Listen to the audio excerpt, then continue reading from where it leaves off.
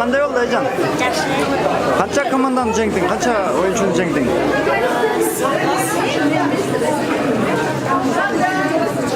Кимдер менен ойнодуң?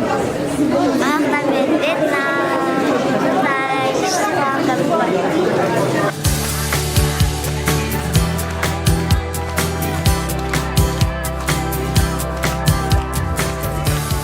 Бүгүн биз үчүн Кыяч Талим билим берүү комплекси үчүн аябай жакшы күндөрдүн бири болуп атат. Анткени биздин 2-класстын окуучусу Сезбекова Айжан деген кызыбыз баарыбызды сүйүндүрүп, ата-энесин, жалпы кыргызстандыктарды сүйүндүрүп, Азия чемпионатында шахмат оюну боюнча 1-орунду алып, баарыбызга ушундай шаңманай күлкү тартуу болуп атат.